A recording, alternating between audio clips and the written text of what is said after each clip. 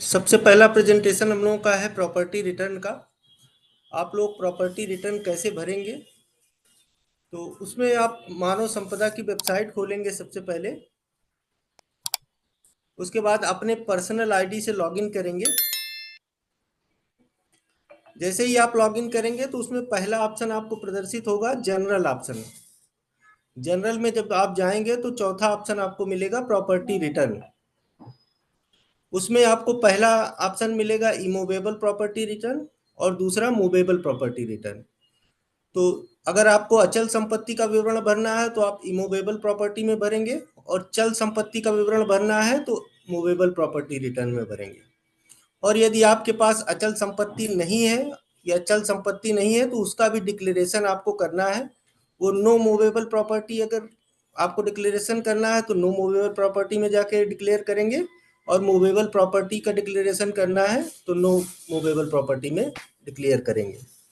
उसके बाद जब आप डिक्लेरेशन कर देंगे और इमूवेबल प्रॉपर्टी या मूवेबल प्रॉपर्टी को भर देंगे तो उसके बाद आप पांचवें ऑप्शन से आप उसका प्रिंट निकाल सकते हैं, view and print property return option से। इसमें हम एक इमूवेबल प्रॉपर्टी कैसे फिल करना है उसको देखते हैं। इमूवेबल प्रॉपर्टी पे क्लिक करेंगे, ये फॉर्म खुल के आएगा। इसमें आपको सही सही विवरण दर्ज करना है। इस फॉर्म पर कर्मचारी अपनी सभी अचल संपत्ति का विवरण क्रमशः एक एक करके क्रमशः भरेंगे और सही सही भरेंगे। एक एंट्री करने के बाद आप सेव करेंगे। उसके बाद जैसे आपके पास कई अचल संपत्ति हैं तो एक एक करके आप मल्टीपल एंट्रीज को कर सकते हैं। जब आपकी सारी अचल संपत्तियों का विवरण दर्ज कर लिए उसके बाद ही आप लॉक पे क्लिक करेंगे, क्योंकि ये लॉक होने के बाद इसका करेक्शन किसी भी स्तर से संभव नहीं है, तो इसलिए इसको ध्यान से ही भरेंगे। जब फाइनल आप सेव कर लें, मिलान कर लें, उसके बाद ही फाइनल लॉक पे क्लिक करेंगे। तो इसमें आपको सबसे पहले रिटर्न ईयर सेलेक्ट करना है, किस ईयर का आप रिटर्न दाखिल करना चाह रहे हैं। उसके बाद प्रॉपर्टी का टाइप क्या है आपका, और एरिया क्या है प्रॉपर्टी की। एरिया का आपका यूनिट लिखा हुआ होगा, स्क्वायर मीटर, मीटर, फुट, ये सारे टाइप्स इसमें पड़े हुए हैं।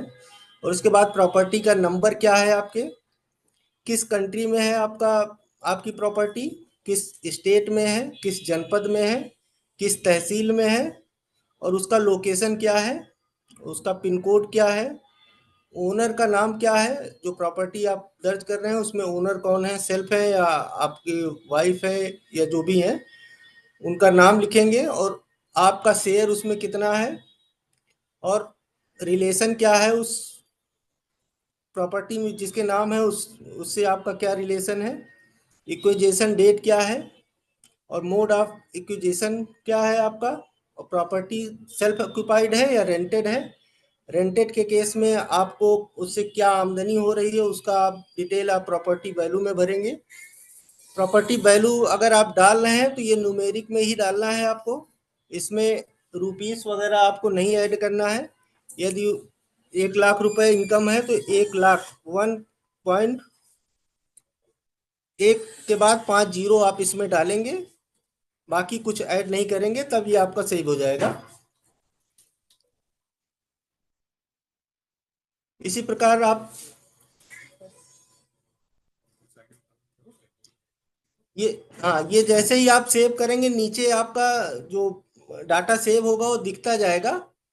एक बार आप सेव करेंगे तो एक एंट्री आ जाएगी, 2 बार आप करेंगे तो नीचे 2 एंट्री आ जाएगी, ये आप देख लीजिएगा। और यदि उस नीचे एंट्री नहीं आ रही इसका मतलब है कि आप कुछ वैल्यू गलत डाले होंगे, इसलिए एंट्री नहीं जाएगी। जैसे इसमें 2 जगह चेक लगा है, कुछ लोग क्या करते हैं ओनर शेयर परसेंटेज में 100 लिख के उसके बाद परसेंटेज का ऑप्शन लगा देते हैं, तो वो चीज़ आपको नहीं लगाना है। अगर 100% शेयर है तो केवल 100 लिख देना है, परसेंटेज नहीं लगाना आपको। उसी प्रकार प्रॉपर्टी वैल्यू में कुछ लोग क्या करते हैं, 5 लाख की वैल्यू है तो 5 लिखते हैं, उसके बाद आगे लाख लिख देते हैं, LAKH। वो आपको नहीं लिखना है, इसमें केवल न्यूमेरिक वैल्यू ही जाएगी। इसी प्रकार अब आपका मूवेबल प्रॉपर्टी रिटर्न कैसे भरना है। मूवेबल प्रॉपर्टी में भी आपको रिटर्न ईयर दिखेगा, आर्टिकल के टाइप में आपको दिखेगा आपका क्या है, गोल्ड है या शेयर है या इन्वेस्टमेंट, 3 ऑप्शन आएंगे आपको, उसमें से जो आपको फिल करना है वो सिलेक्ट कर लीजिए। और उसके बाद डिस्क्रिप्शन में आपको जो भी लिखना है उसमें डिटेल लिख सकते हैं। आपने वो शेयर कब खरीदा उसका परचेज डेट डाल देंगे। मोड ऑफ एक्विजिशन क्या था वो ड्रॉप डाउन में आपको मिलेगा। उस शेयर की वैल्यू क्या है वो डाल देंगे, और रिमार्क में आपको कुछ भी लिखना है वो आप रिमार्क में लिख सकते हैं।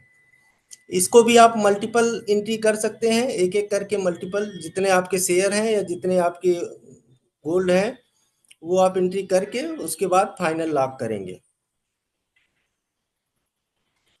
जब आपकी डिक्लेरेशन हो जाए और एंट्री हो जाए तो आप व्यू प्रिंट प्रॉपर्टी रिपोर्ट के माध्यम से आप अपना रिपोर्ट देख सकते हैं। इसमें रिटर्न ईयर आप सिलेक्ट करेंगे और सबमिट कर देंगे, तो इस प्रकार की आपको रिपोर्ट मिल जाएगी। यदि आपके पास प्रॉपर्टी है तो उसकी डिटेल मिलेगी, यदि आपके पास प्रॉपर्टी नहीं है तो डिक्लेरेशन आपने किया होगा तो इस तरह का डिक्लेरेशन आपको मिल जाएगा। जैसे इस प्रिंट में दिख रहा है इन्होंने मूवेबल प्रॉपर्टी भरा है, लेकिन इमूवेबल प्रॉपर्टी में इन्होंने डिक्लेयर किया है कि मेरे पास कोई अचल संपत्ति नहीं है।